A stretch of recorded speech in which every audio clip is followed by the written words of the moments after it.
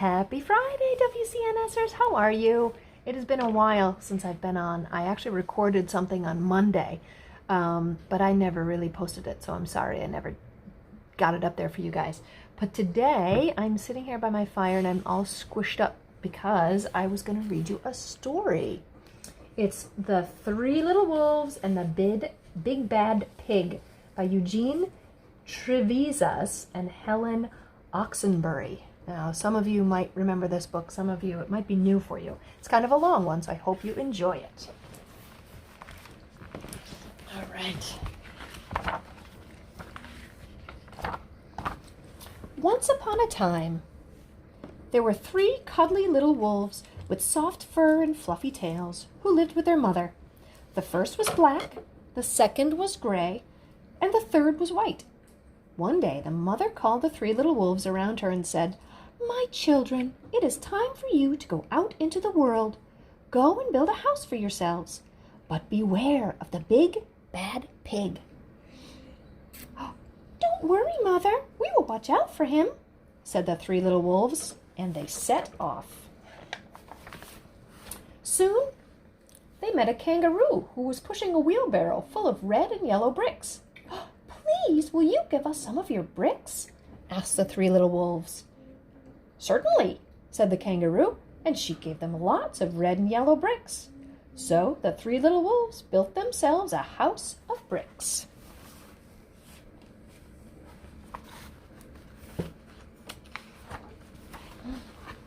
The very next day, the big bad pig came prowling down the road and saw the house of bricks that the little wolves had built. The three little wolves were playing croquet in the garden. When they saw the big bad pig coming, they ran inside the house and locked the door. The pig knocked on the door and grunted, little wolves, let me in." "No, no, no," said the three little wolves. "By the hair in our chins, we will not let you in, not for all the tea leaves in our china teapot." "Then I'll huff, and I'll puff, and I'll blow your house down," said the pig. So he huffed, and he puffed, and he puffed, and he huffed, but the house didn't fall down. But the pig wasn't called big and bad for nothing. He went and fetched his sledgehammer, and he knocked the house down. The three little wolves only just managed to escape before the bricks crumbled, and they were very frightened indeed.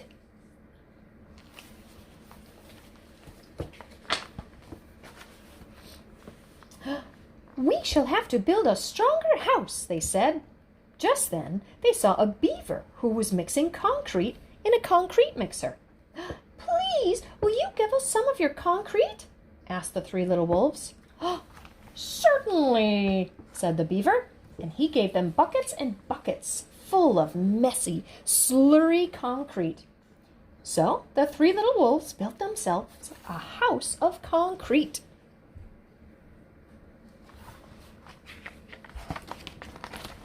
No sooner had they finished than the big bad pig came prowling down the road and saw the house of concrete that the little wolves had built. They were playing battledore and shuttlecock in the garden, and when they saw the big bad pig coming, they ran inside their house and shut the door. The pig rang the bell and said, "Little frightened wolves, let me in." "No, no, no," said the three little wolves. "By the hair in our chins, we will not let you in, not for all the tea leaves in our china teapot." "Then I'll huff, and I'll puff, and I'll blow your house down," said the pig. So he huffed, and he puffed, and he puffed, and he huffed, but the house didn't fall down. But the pig wasn't called big and bad for nothing. He went and fetched his pneumatic drill and smashed the house down.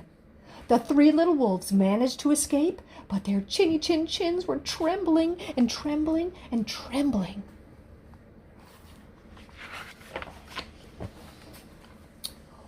"We shall build an even stronger house," they said, because they were very determined. Just then they saw a truck coming along the road carrying barbed wire, iron bars, armor plates, and heavy metal padlocks. What luck! "Please, will you give us some of your barbed wire, a few iron bars and armor plates, and some heavy metal padlocks?" they said to the rhinoceros who was driving the truck. "Sure," said the rhinoceros. So he gave them plenty of barbed wire, iron bars, armor plates, and heavy metal padlocks. He also gave them some plexiglass and some reinforced steel chains because he was a generous and kind-hearted rhinoceros. So the three little wolves built themselves an extremely strong house. It was the strongest, securest house one could possibly imagine. They felt absolutely safe. The next day, the big bad pig came prowling along the road as usual. The three little wolves were playing hopscotch in the garden. When they saw the big bad pig coming, they ran inside their house, bolted the door, and locked all 37 padlocks. The pig dialed the video entrance phone and said, "Little frightened wolves with the trembling chins, let me come in." "No, no, no," said the little wolves. "By the hair on our chinny-chin-chins, we will not let you in, not for all the tea leaves in our china teapot." "Then I'll huff, and I'll puff, and I'll blow your house down," said the pig. So he huffed, and he puffed, and he puffed, and he huffed. But the house didn't fall down. But the pig wasn't called big and bad for nothing. He brought some dynamite and laid it against the house, lit the fuse, and the house blew up. The three little wolves just managed to escape with their fluffy tails scorched. Oh my goodness, look at that. Big bad pig is just a nuisance, huh? Holy cow. "Something must be wrong with our building materials," they said. "We have to try something different." But what? At that moment, they saw a flamingo coming along, pushing a wheelbarrow full of flowers. "Please, will you give us some flowers?" asked the little wolves. "With pleasure," said the flamingo, and he gave them lots of flowers. So the three little wolves built themselves a house of flowers. One wall was of marigolds, one of daffodils, one of pink roses, and one of cherry blossoms. The ceiling was made of sunflowers, and the floor was a carpet of daisies. They had water lilies in their bathtub and buttercups in their refrigerator. It was a rather fragile house, and it swayed in the wind, but it was very beautiful. The next day, the big bad pig came prowling down the road and saw the house of flowers that the three little wolves had built. He rang the blue bell at the door and said, "Little frightened wolves with the trembling chins and the scorched tails, let me come in." "No, no, no," said the three little wolves. "By the hair on our chinny-chin-chins, we will not let you in, not for all the tea leaves in our china teapot." "Then I'll huff, and I'll puff, and I'll blow your house down," said the pig. But as he took a deep breath, ready to huff and puff, he smelled the soft scent of the flowers. Oh, it was fantastic.